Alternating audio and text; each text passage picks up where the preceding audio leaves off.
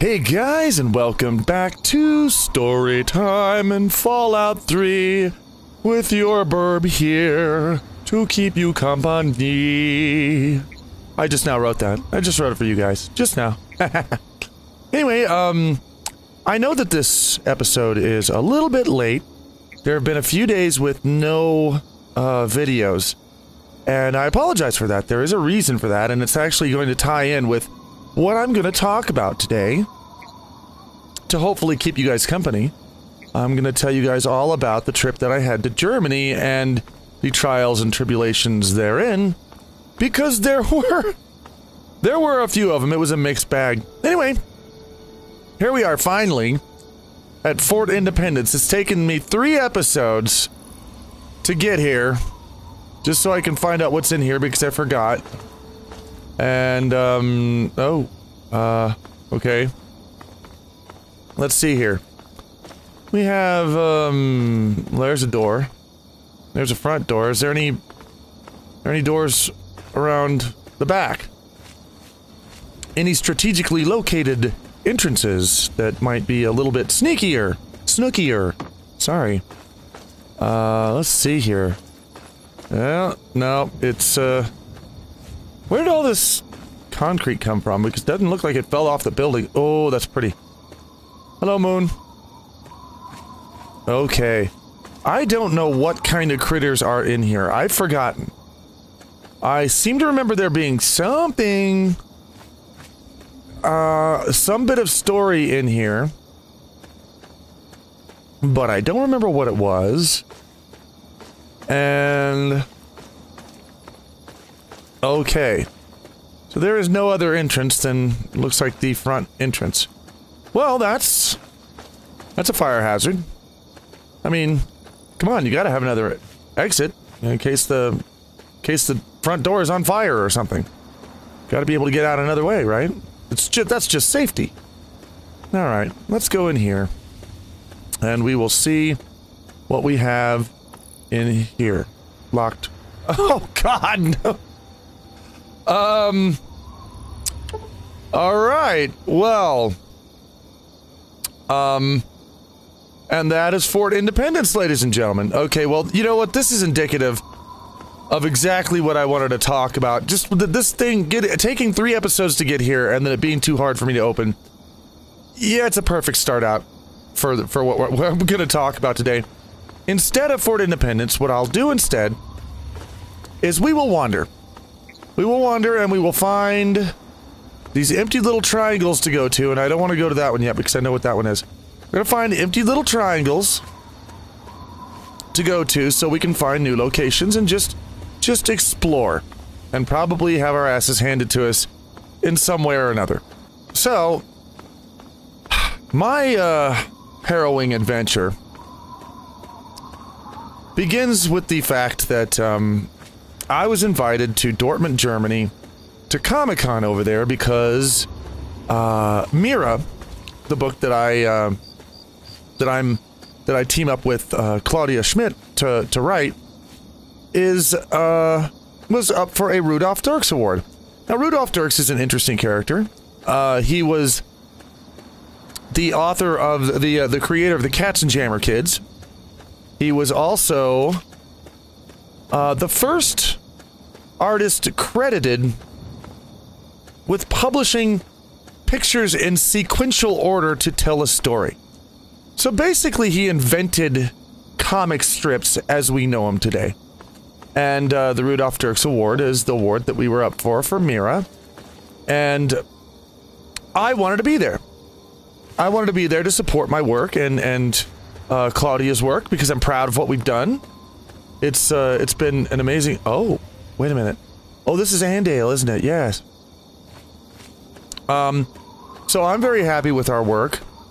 And I wanted to be there to make sure that, you know, our publisher and the fans knew that, that we were, you know, both on board with this and that, that I was happy to be there and be a part of the whole, the fan base that's building with Mira. So, what the balls was that? What was that? No, like, seriously, what was that? I've never seen that before. I've never seen that in this game before. Oh, I don't... That was weird. I want to follow it and find out what it is, but now it's all radioactive and shit. Anyway. Wow. Oh. Does it look like anything crashed around here to you guys? Sounded like something crashed. Don't know what it is. Where is... well, we don't need you, do we? Can you bugger off? No? Okay. So, now I don't have a lot of money. I'm not a rich person. So, I tried to find an inexpensive ticket to Germany, which is not easy to find. Usually they're about $1,500. I managed to find one for much less than that. It was about $720. And I thought, well, it's a miracle. I don't know why it's so cheap, but I'll take it. Luckily, oh, the Nuka-Cola plant. Have I been here? I don't think I have. So we'll go in here. We'll discover this place.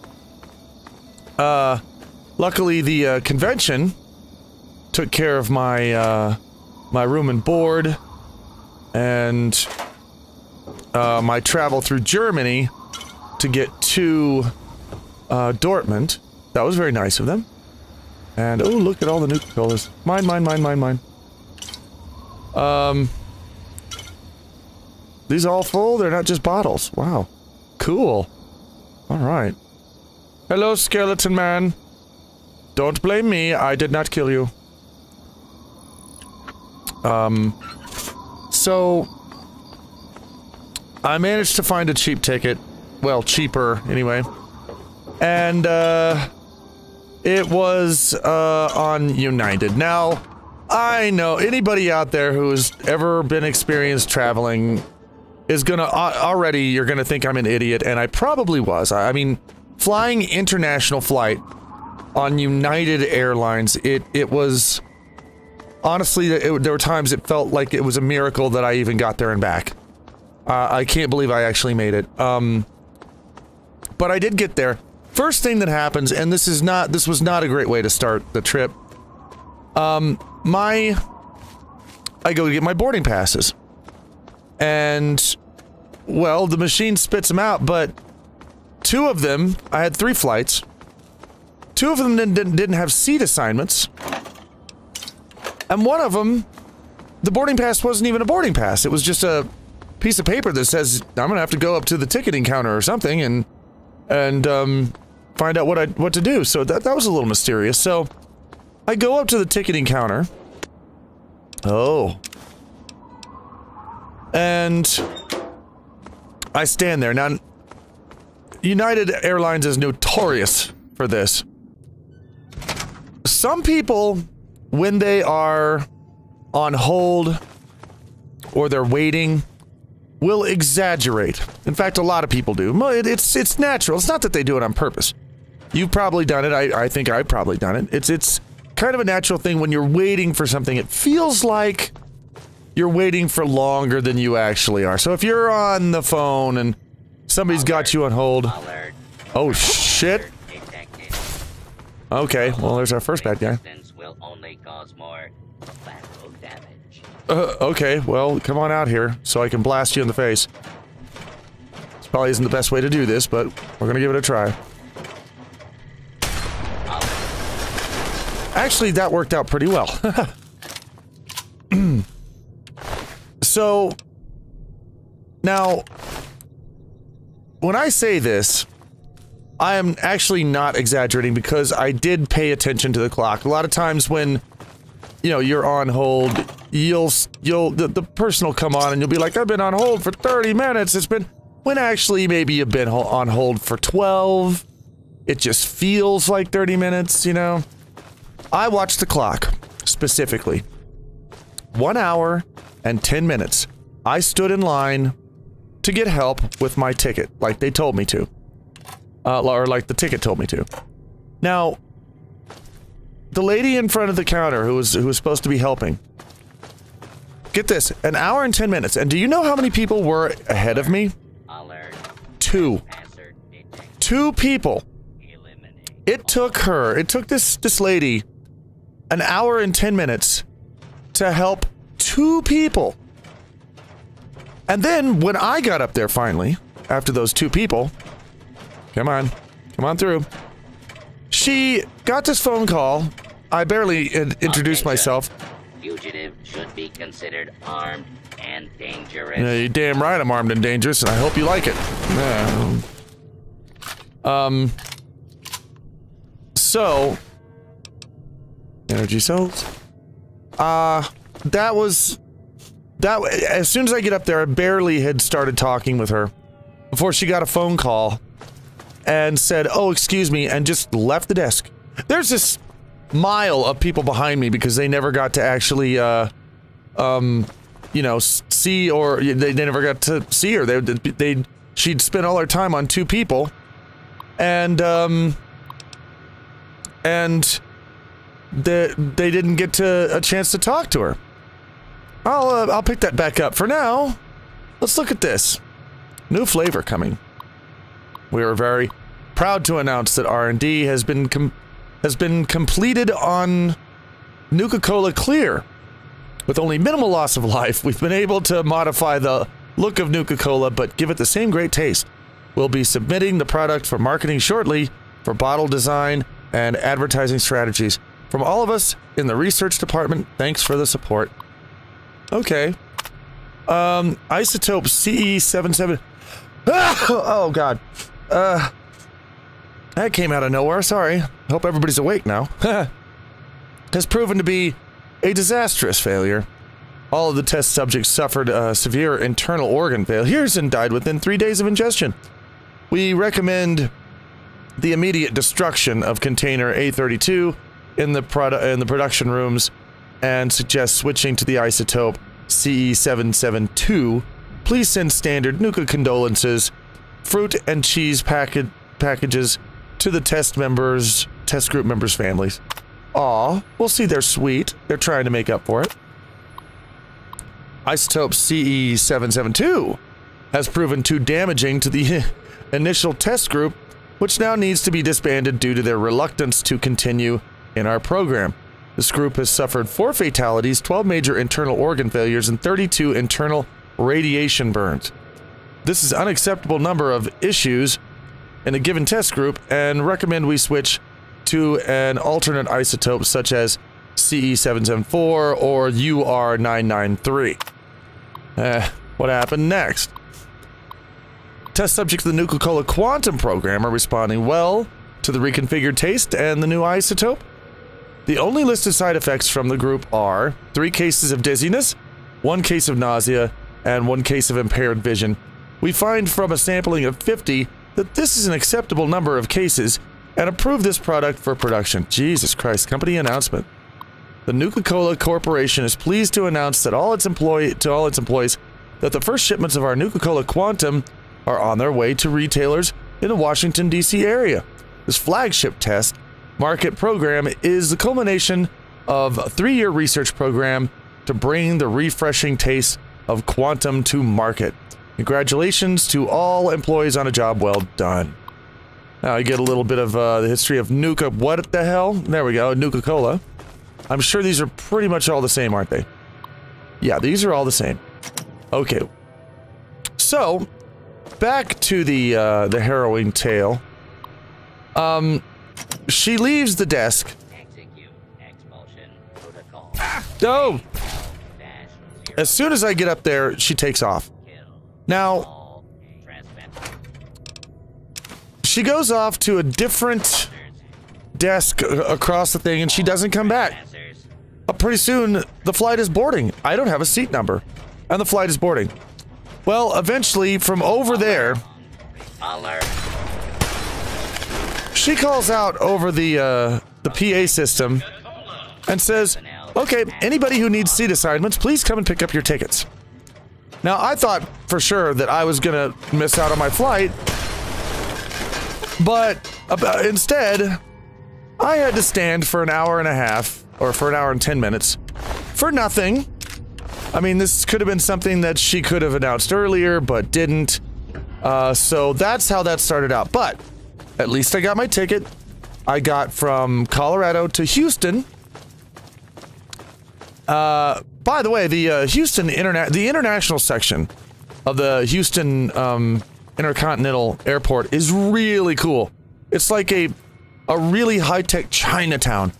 The whole place. It's got all these. Every seat has got these screens that you can use, like iPads, kind of, to order things with and watch TV on. It was really cool. It was very, very chill place, and I actually wouldn't mind going through there again. But I got on my next flight. That was not a problem. And then I fly for 10 hours and finally get to Munich. And now Munich, my leg is starting to hurt. I've walked through airports at this point, and you guys know that I have a hip problem. That I've got some form of arthritis in there or something. Ooh, do I want to... I don't know if I want to go here yet. Hang on, is there any other way to go? I don't think there is. Because we already looked at this other door over here and it was locked hard, so yeah, this is the only place. Are these... Can I open these? No? I mean, there's nothing in them, but... Okay. Oh god, that's who he was trying to fight, was a Nuka Mirelurk. Shit. Shit, you know what? You know what I'm gonna do? I'm not even gonna put up with this. I'm not gonna put up with it. I'm not gonna. Okay, well. That's how much I was not gonna put up with that. I probably shouldn't have done that way. It's a miracle I didn't die. Wow. Okay. That's what happens when you try to close range a fat man. I don't recommend doing that. It's really not good for you. So, but at least the enemy is dead. And it's probably radioactive in here now. Yeah, it is. And you are blown up. Give me your meat. Well, now that I'm in Munich, it is 1,000,000 miles between the gate that I stopped at and the gate I had to go to actually get on the flight to Berlin. And... oh, Mirelurk killed this thing. And I'm hobbling my best through this airport, and it hurts so bad. And I'm limping, and my hip is getting crunchier and crunchier all the time. And I'm going to leave again, because I see another Mirelurk. Come on. You gonna come out here? Oh, you know what? Oh, shit. I didn't realize they were that easy to... Okay. I wouldn't have used a fat man if I'd known I could just smack him a couple of times and they die. Alright. So... uh-oh, what is this? Locked very easy. Ah. Okay. Let's see what we got here. Okay, there we go. Wasn't so hard. What is this? Run maintenance routine. Oh, why not? There we go. You gonna come out of there and start maintaining things? Alright. Loading personality. Oh, yay. Art 38B3.1A Factory Assistant. Am I gonna need you for anything, or are you just there to... Default Factory Protocol. Error. Loading daily agenda. Error. Okay. Production threat identified. Oh, God. Initializing program. Excalibur. Yeah, why don't you help me out with this guy? Oh, thank you, dude. That was awesome of you. I like this Bobot. So, they gave me 1 hour. 1 hour to get across, to go through passport control, and then go through security, and then get across the entire airport to to get to my next flight. And I'm doing this with a busted hip. It was not a lot of fun. Boy, what's wrong with you? You won't go down easy, will you? There you go. Yeah, stop moving around, you're dead. Okay. Alright, let's just get through here. Get out of the radioactive water. Or Nuka-Cola, I think. Maybe, I don't know. It's maybe Nuka-Cola Quantum down in here. What is this? Is this just... do I have to... oh, gosh. Okay, tell you what. Are you gonna come right up? You're gonna come right up that ladder, aren't you? Yep, you are. Oh, you... wait. Except for you missed. You can't figure out what to do. So... wow, you're kind of difficult to... that shell of yours is pretty hard, isn't it? Oh god, there's a bunch of them. Okay, well...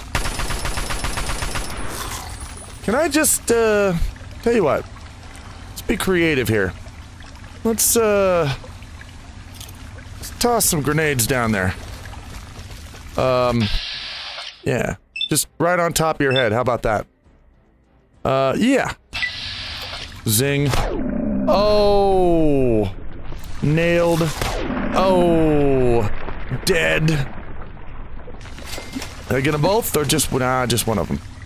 Okay, well... come on around, buddy. And I will kick your ass as well. There we go. Yeah. Bonk. Well, what's wrong with that? Why didn't that blow up? Oh, Jesus.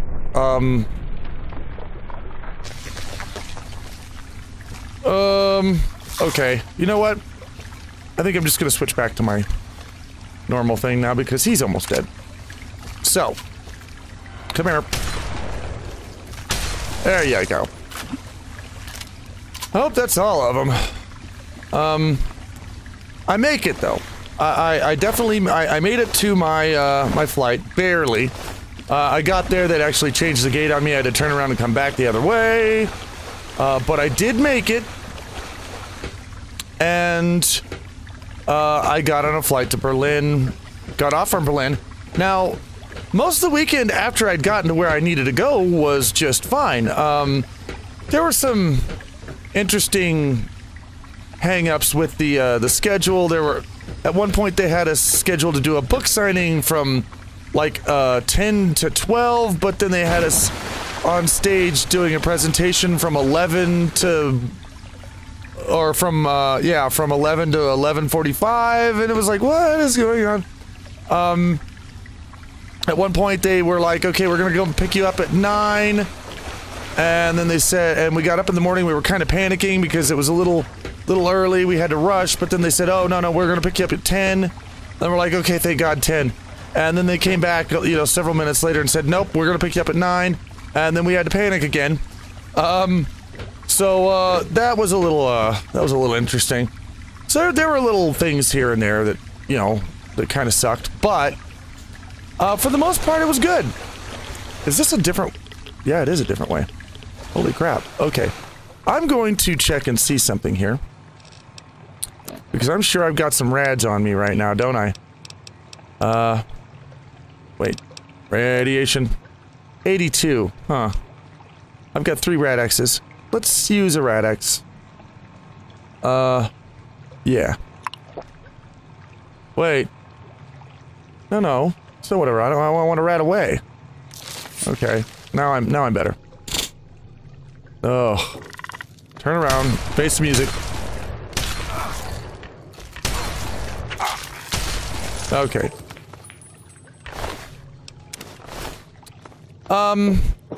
We got to meet a lot of fans, and we got to, talk to a lot of people, and we got to go, the award, was actually really cool because, Mira was nominated for Best Fantasy Graphic Novel of the Year, and Claudia was nominated and won the award for Best German Artist of the Year, which was amazing. I mean, it was just terrific, and there was an after party with the other award winners, and it was really, really cool. And unfortunately, and this was the sad part, it felt so fleeting because we had to drive back very soon after that, and back to Berlin from Dortmund. I got to stay one night, and then the next day I had to leave. And it seemed almost like a dream or something. Like it didn't really happen because it was just such a short thing. But the reason that I'm back late and that my videos are a bit late. Will you die? Die! Give me your nuka meat. Yeah. I found out why the ticket was so cheap, and I found out late. Now, I'm an experienced traveler. I don't know about you guys, but I am. And when you see a ticket, when you see that you're landing in an airport at about 10:04, and you see that the next flight takes off at about 11:35, that's about a normal amount of time that you're gonna get at, from an airport to go from, oh, Jesus, look at all the bad guys, to go from one gate to another. That seems pretty normal. And you don't investigate any further. You just say, okay, so I got an hour and a half, about. Well, I lost my printout of my schedule, and so there in Germany, Claudia printed out another one for me. I just went on Expedia and, she printed out another one. Well, that's when I got a little bit of a closer look at it, and I noticed that my return was going to happen the day after. And I didn't know why, so I looked very carefully, and what had happened was, the reason the ticket was so cheap is because the flight came in and landed in Munich at 10:30, at about, a little after 10, but it left at 11:30 a.m. the next morning. Oh my God, that night in Munich was exciting. It was harrowing, but it was exciting. I couldn't get a room at the Hilton in the and mind you, I can't walk very far. I couldn't get a room at the Hilton because they were full, and they were the ones in the airport. So I didn't know where else to go. So I slept for a little while on a park bench outside in the cold on this frosty park bench until I realized somebody was yelling at me, and I looked up, and it was a taxi driver, and he asked me if there was some place I wanted to go, and that was very sweet of him. And I said, so yeah, just take me to the nearest hotel. And he did take me to a hotel. And, they did have a vacancy, and I did get a room, so I got at least a few hours to lay down. And this is, oh wait, company announcement. What is this? Nuka-Cola Corporation is pleased to announce that all its employees... Oh, yeah, Stage 1 of the Nuka-Cola Quantum marketing will include 2 15-second television commercials, 4 10-second radio commercials, and a highway billboard campaign.